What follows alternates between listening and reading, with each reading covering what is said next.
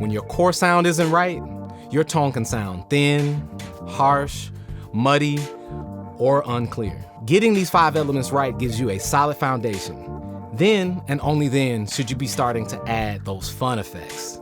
Hey string players, you ever wonder why your instrument sounds thin and harsh when you amplify it or plug it in? Here's the truth. All the fancy effects are just icing on a cake. And if your cake tastes terrible, no amount of icing will save it. Today, I'm going to show you the 5 critical elements of core sound that will transform your tone completely. This isn't rocket science. It's a simple framework that most string players completely miss. Let's talk about this cake analogy for a second.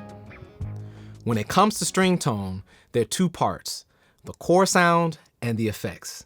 The effects are the icing, reverb, delay, flanger, wah-wah, phaser, distortion. It's what everyone wants. It's the shiny object. But the core sound, that's the actual cake.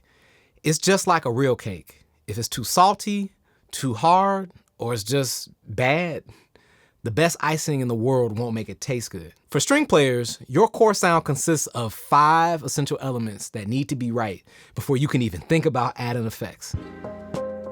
The first element is your instrument choice, acoustic or electric. This decision sets the foundation for everything else.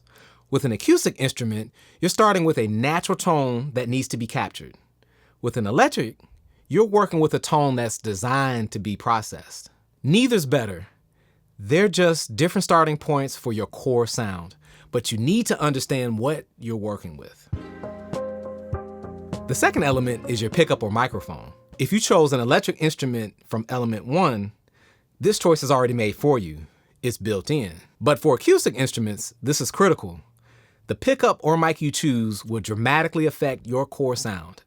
Some pickups give you a bright, direct tone, while others capture more of the body resonance, which can be a duller tone. The wrong pickup can make your instrument sound thin, harsh, or boxy right from the start, and no effect pedal will fix that. Do I really need a preamp? I get this question all the time. And the simple answer is yes.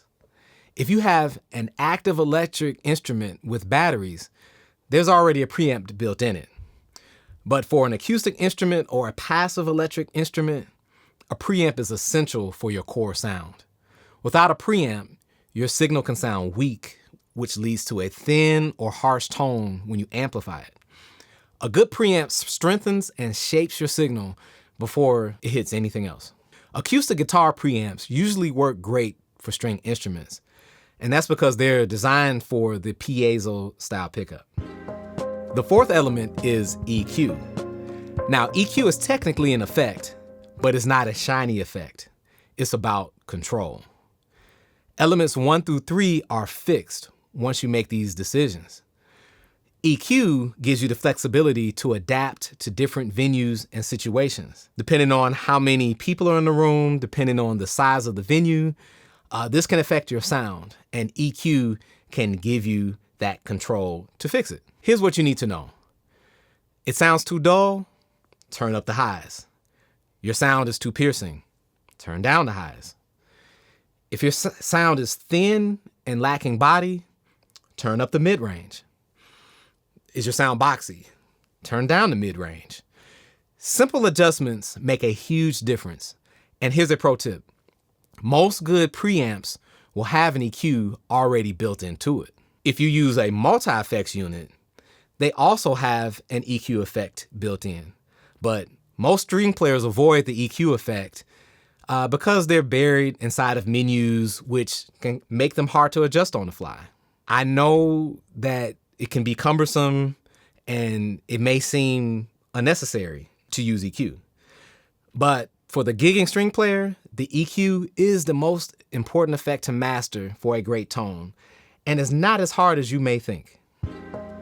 The final element is your speaker, your amplifier, or your power PA speaker. Different amps color your sound in different ways. I found that many guitar amps make string instruments sound harsh. For a natural tone, I personally use a powered PA speaker.